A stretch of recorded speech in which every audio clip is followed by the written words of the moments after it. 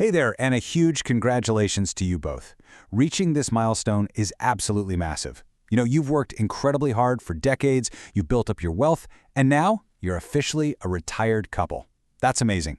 As your financial advisor, my job today is pretty simple. I need to make sure your money works just as hard for you as you did for it. So in this explainer, we're going to sit down and figure out the absolute most efficient way to fund your retirement lifestyle, completely protecting your hard-earned corpus from being eaten away by unnecessary taxes. So let's kick things off with a question that literally every retiree wants the answer to. How do you get a steady 1 lakh rupees a month out of your mutual funds entirely tax-free? Today, I'm going to show you two completely different doors you can walk through to access your own money. One is the conventional path, the one almost everyone takes, and the other, well, it's a bit of a hidden gem that in the right circumstances can legally save you lakhs in taxes over the course of your retirement. Here is our agenda for this explainer. 1. Securing your retirement income. 2. Understanding SWP withdrawals. 3. The IDW alternative. 4. Comparing the tax impact. 5. Important traps to avoid. And 6. Making your final choice. All right, let's jump straight into Section 1, Securing Your Retirement Income, the Case Study Portfolio. To make this super real for you, let's map out your exact situation. You've successfully built a fresh retirement corpus of 1.5 crores. That is a fantastic achievement, truly. Let's assume you've just deployed this fresh money into mutual funds. This right here is your nest egg. And your primary goal is to generate 1 lakh rupees per month to comfortably cover your living expenses, which totals 12 lakhs a year. For this scenario, we're going to assume you don't have any further salary coming in, no business income on the side. This 1.5 crores is what you're living on, and you need it to reliably produce that 12 lakhs annually. Moving on to Section 2, Understanding SWP Withdrawals, the Conventional Wisdom. If you ask most advisors, this is the very first door they'll point you to, an SWP, or Systematic Withdrawal Plan. It's incredibly popular, and for good reason. It's a facility that allows you to withdraw a fixed, highly predictable amount from your mutual fund at regular intervals. It's clean, it's simple. You want 1 lakh a month, the mutual fund pays you 1 lakh a month, come what may. Let's look at how this mechanically works in the background, because it's important. First, you set that fixed monthly amount. Second, and this is absolutely crucial, to get you that cash, the fund actively sells a portion of your mutual fund units.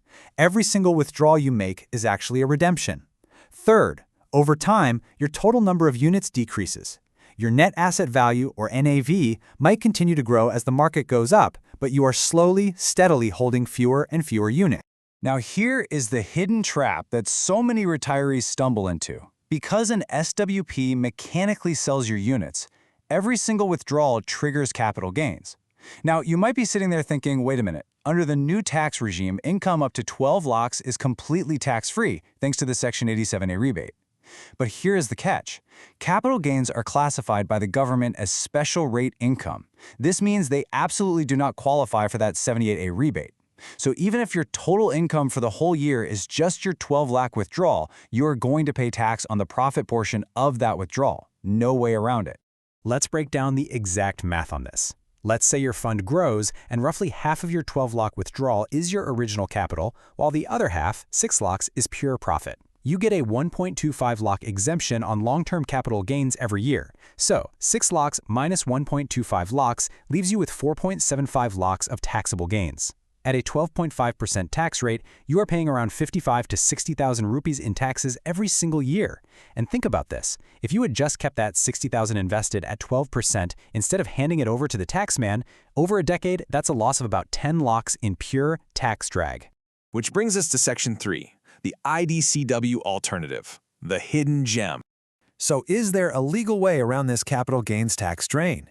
Yes, there actually is another door. It's called IDCW, which stands for Income Distribution Cum Capital Withdrawal. Up until 2021, you might have known this simply as the dividend option in mutual funds. CBI renamed it to clarify exactly what it is. It pays out from the fund's gains and sometimes your own capital. But I want to be perfectly clear here. This is not extra bonus money falling from the sky. It is simply a different door to take out your own investment. Mechanically, the difference between the two is really stark. With an SWP, as we discussed, your number of units decreases every month.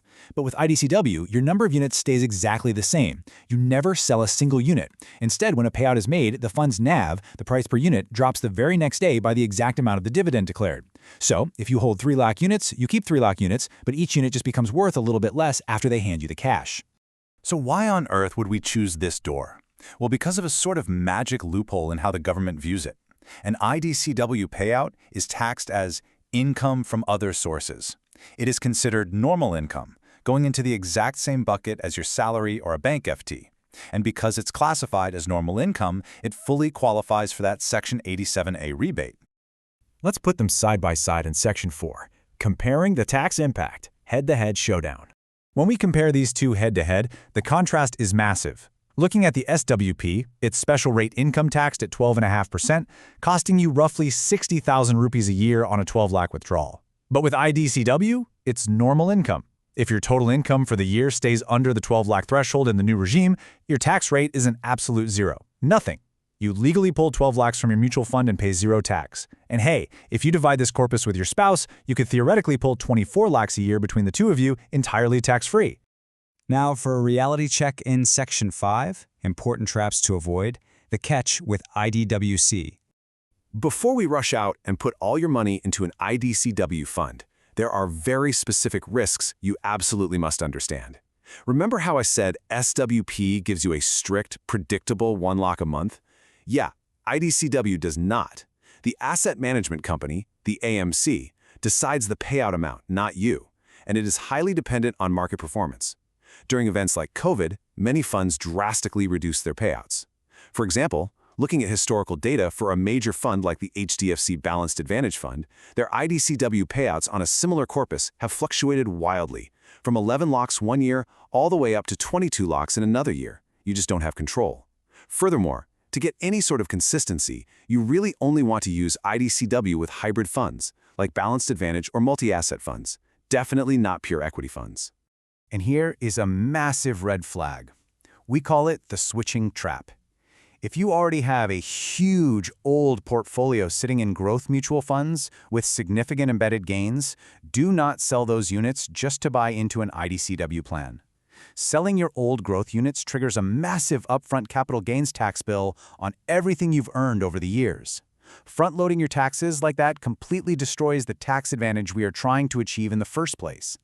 Finally, Section 6, making your final choice, the advisor's prescription. I recommend you choose the IDCW door if your situation matches these 3 exact criteria. First, your total income for the year will comfortably stay under that 12 lakh tax-free threshold. Second, you are deploying fresh money, like a recent maturity from an EPF account, a gratuity payout, or maybe the sale of a property. Fresh money has no embedded capital gains, so there's absolutely no switching trap. And third, you have a bit of flexibility and can handle slightly variable monthly cash flows, perhaps relying on a small cash buffer for the months where the AMC declares a lower dividend.